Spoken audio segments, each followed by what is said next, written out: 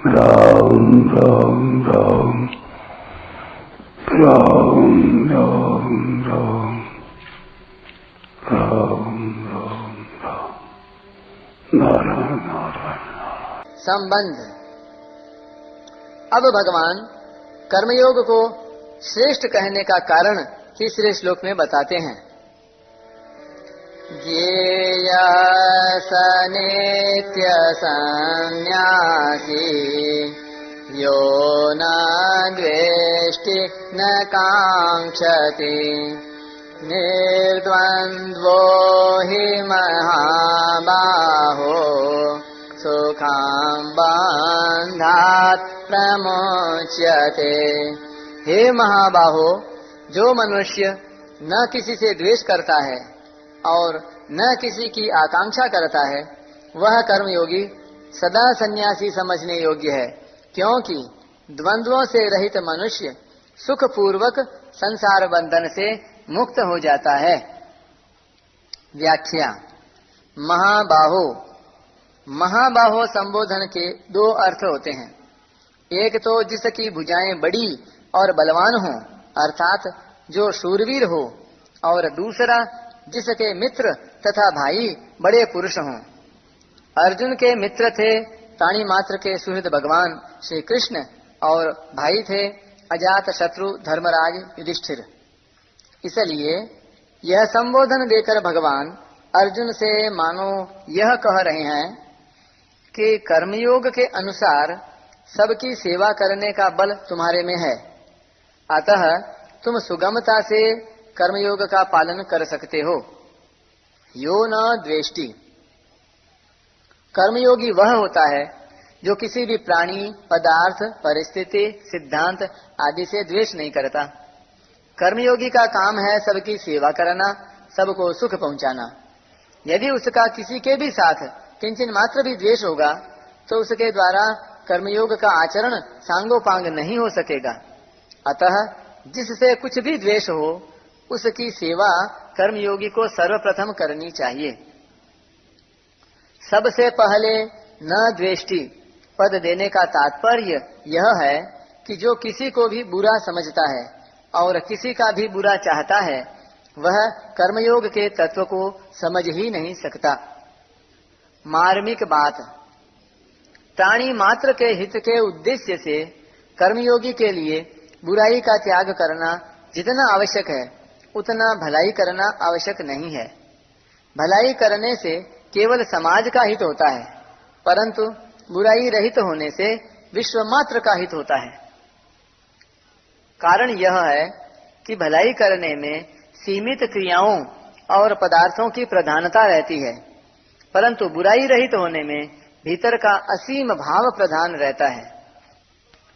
यदि भीतर से बुरा भाव दूर न हुआ हो और बाहर से भलाई करें तो इससे अभिमान पैदा होगा, जो आसुरी संपत्ति का मूल है।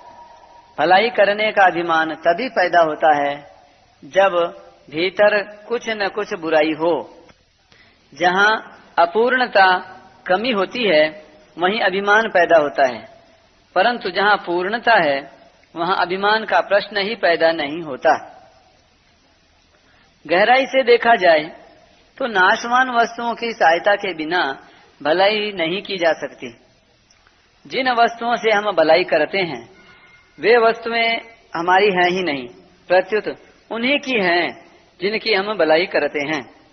फिर भी यदि भलाई का अभिमान होता है तो यह नाशवान का संग है। जब तक नाशवान का संग है तब तक योग की सिद्धि नहीं होती। मैंने भलाई की, यह अभिमान बुराई से भी अधिक भयंकर है, क्योंकि यह भाव मैंपन में बैठ जाता है। कर्म और फल तो मिट जाते हैं, पर जब तक मैंपन रहता है तब तक मैंपन में बैठा हुआ भलाई का अभिमान नहीं मिटता। दूसरी बात, बुराई को तो हम बुराई रूप से जानते ही हैं, पर भलाई को बुराई रूप से नहीं जानते। इसलिए भलाई के अभिमान का त्याग करना बहुत कठिन है। जैसे लोहे की हथकड़ी का तो त्याग कर सकते हैं, पर सोने की हथकड़ी का त्याग नहीं कर सकते, क्योंकि वह गहना रूप से दिखती है। इसलिए बुराई रहित होकर ही भलाई करनी चाहिए। वास्तव में बुराई का त्याग होने पर विश्व मात्र की भलाई अपने आप होती है, करनी नहीं पड़ती। इसलिए बुराई रहित महापुरुष अगर हिमालय की एकांत गुफा में भी बैठा हो तो भी उसके द्वारा विश्व का बहुत हित होता है। न कांक्षति, कर्मयोग में कामना का त्याग मुख्य है। कर्मयोगी किसी भी प्राणी, पदार्थ, परिस्थिति आदि की कामना नहीं करता। कामना त्याग और परहित में परस्पर घनिष्ठ संबंध है। निष्काम होने के लिए दूसरे का हित करना आवश्यक है। दूसरे का हित करने से कामना के त्याग का बल आता है। कर्मयोग में कर्ता निष्काम होता है, कर्म नहीं, क्योंकि जड़ होने के कारण कर्म स्वयं निष्काम या सकाम नहीं हो सकते। कर्म कर्ता के अधीन होते हैं, इसलिए कर्मों की अभिव्यक्ति कर्ता से ही होती है। निष्काम कर्ता के द्वारा ही निष्काम कर्म होते हैं, जिसे कर्मयोग कहते हैं। अतः चाहे कर्मयोग कहें या निष्काम कर्म, दोनों का अर्थ एक ही होता है। सकाम कर्मयोग होता ही नहीं।